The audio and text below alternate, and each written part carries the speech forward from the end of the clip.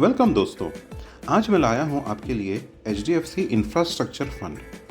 HDFC infrastructure fund के बारे में आज हम बहुत इम्पॉर्टेंट जानकारी लेंगे। HDFC इंफ्रास्ट्रक्चर फंड ये HDFC म्यूचुअल फंड का एक फंड है। It comes under the HDFC mutual fund company. तो आइए जानते हैं HDFC इंफ्रास्ट्रक्चर फंड के बारे में इम्पॉर्टेंट पॉइंट्स। तो दोस्तों, जैसा कि आप जानते हैं, इक्विटी स्टॉक्स अलग अलग सेक्टर्स में डिफ्रेंशिएट किए गए हैं। जैसे डिफेंस सेक्टर में कुछ कंपनियां हैं, कंजम्पशन सेक्टर में कुछ कंपनियां हैं, वैसे ही technology sector, manufacturing sector etcetera. HDFC infrastructure fund भी एक सेक्टोरल म्यूचुअल फंड है जो इंफ्रास्ट्रक्चर सेक्टर से जुड़ी कंपनी में इन्वेस्ट करता है।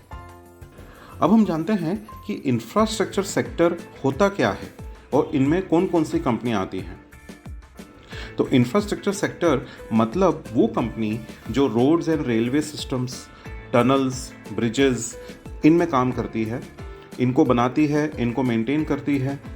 वैसे ही जो company ports, airports, waterways, canals और ऐसे सब सिमिलर चीज़ों को मेंटेन करती है, इन कम्युनिकेशन चैनल्स में काम करती है, वो कंपनीज इंफ्रास्ट्रक्चर सेक्टर में आती हैं। वैसे ही इंफ्रास्ट्रक्चर में पावर का बड़ा इंपॉर्टेंट रोल है। इलेक्ट्रिसिटी, तो जो company power stations, wind farms, hydro electric power stations, national power grid से जुड़ी हैं, वो कंपनियां इंफ्रास्ट्रक्चर फंड में आएंगी।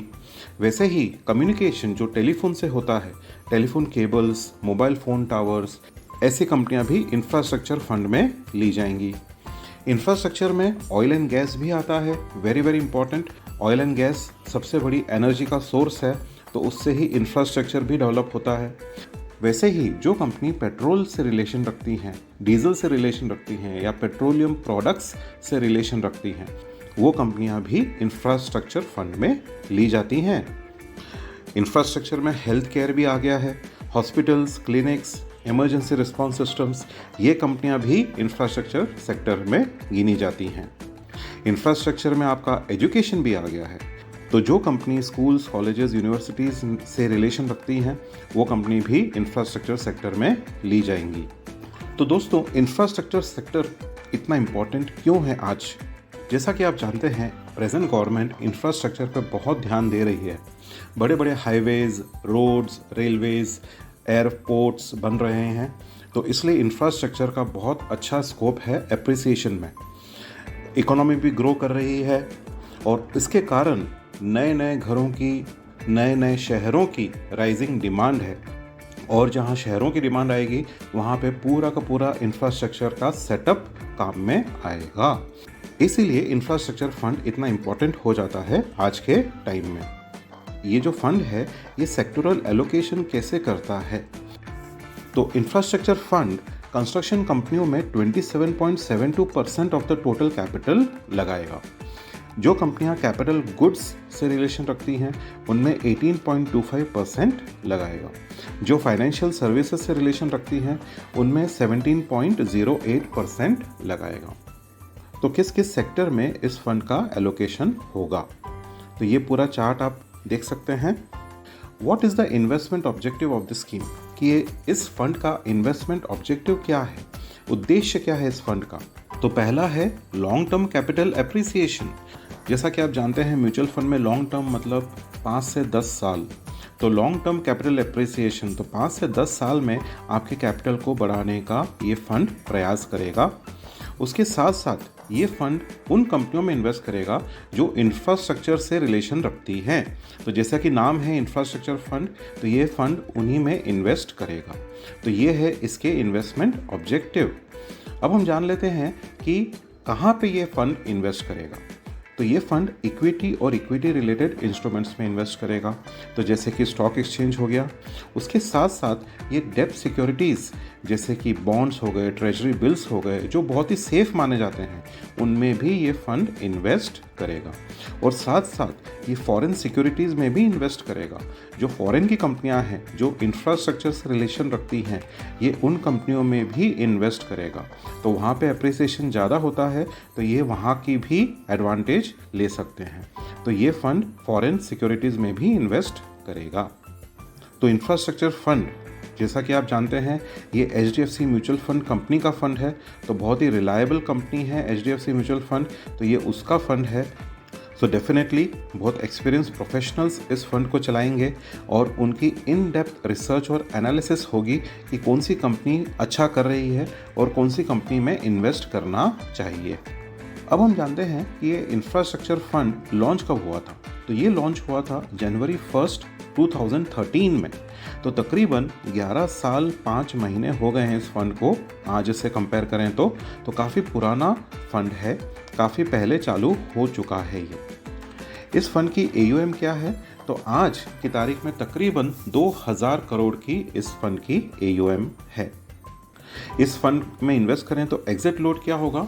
तो एग्जिट लोड जैसा कि आप जानते हैं कि एक फिक्स ड्यूरेशन में अगर आप इस फंड से निकलते हैं तो आपको कुछ एक्स्ट्रा पेमेंट करना पड़ेगा। तो ये है 1% अगर आप 30 दिनों के अंदर निकलते हैं इस फंड से।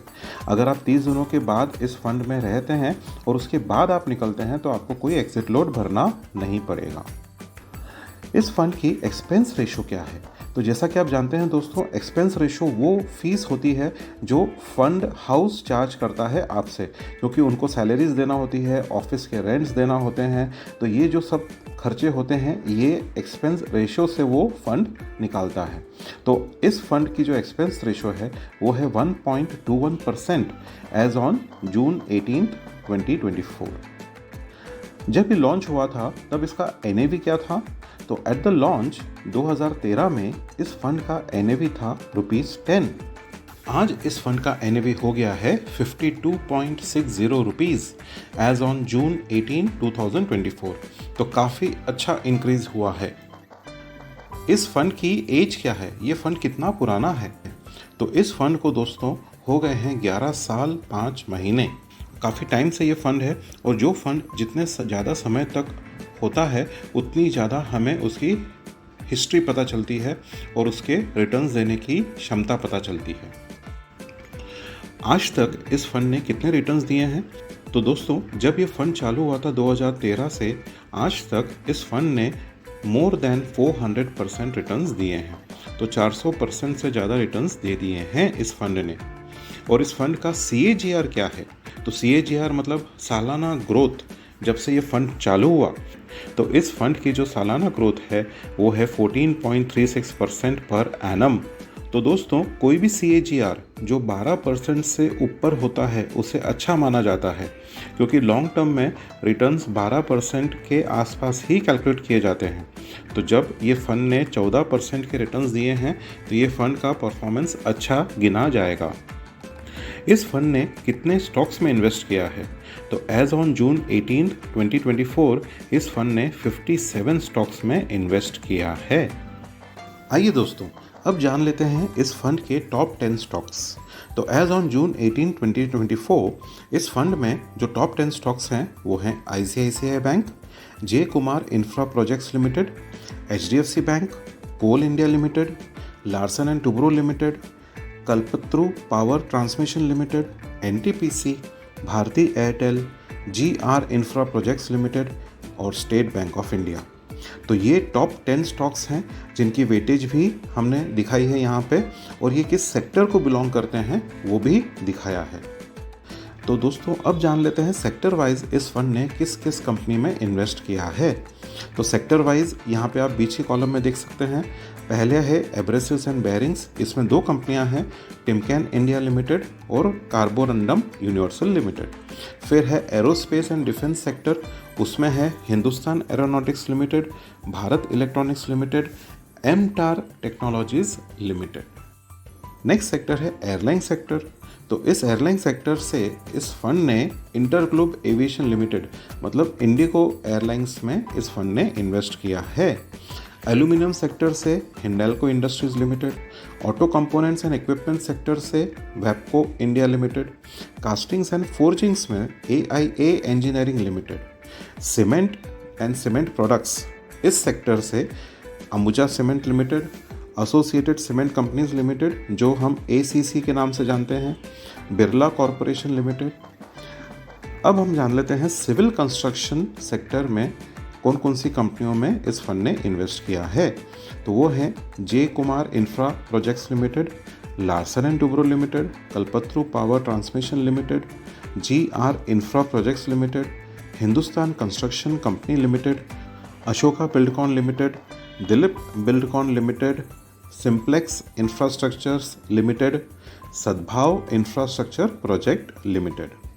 कोल सेक्टर से Coal India Limited, consumer electronic sector से Ikio Lighting Limited, engineering sector से आइनॉक्स इंडिया लिमिटेड और ई कॉमर्स सेक्टर से CarTrade Tech Limited, explosive sector से प्रीमियर एक्सप्लोजिव्स, फर्टिलाइजर सेक्टर से Paradeep Phosphates Limited, financial institution से Power Finance Corporation Limited, gas transmission and marketing से Gujarat State Petronet Limited और heavy electrical equipment sector से TD Power Systems Limited, Inox Wind Limited, Volt Amp Transformers Limited, housing finance company sector से Repco Home Finance Limited, CanFin Homes Limited. Industrial products जो बनाती हैं वो company है Tega Industries Limited, Kaynes Technology India Private Limited, Dynamatic Technologies Limited, centum electronics Limited. Iron and steel products sector से Tata Steel limited,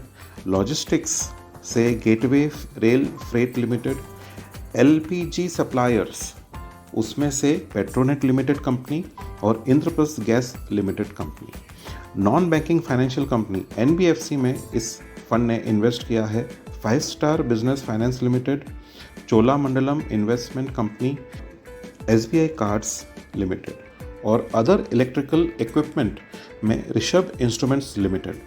port and port services में Gujarat Pipavav Port limited.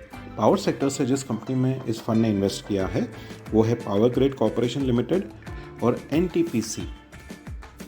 अगर हम banks में देखें तो प्राइवेट सेक्टर बैंक्स में ICICI bank, HDFC bank, axis bank और public sector banks में state Bank of India, Indian bank, in banks में इस फंड ने इन्वेस्ट किया है। रिफाइनरीज एंड मार्केटिंग सेक्टर से रिलायंस इंडस्ट्रीज लिमिटेड और भारत पेट्रोलियम कॉरपोरेशन लिमिटेड और टेलीकॉम सेक्टर से भारती एयरटेल। तो दोस्तों ये थी कंप्लीट लिस्ट ऑफ कंपनीज जिसमें इस फंड ने इन्वेस्ट किया है।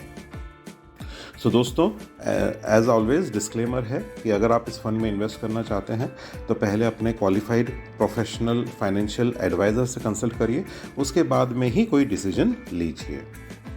सो दोस्तों this was about HDFC infrastructure fund. आशा करता हूँ आपको ये प्रेजेंटेशन अच्छा लगा होगा। अगर आपको ये अच्छा लगा है तो प्लीज़ इस चैनल को सब्सक्राइब करिए, लाइक करिए और अपने दोस्तों के साथ शेयर करिए। Thank you for your time and see you in some other video. Till then, goodbye.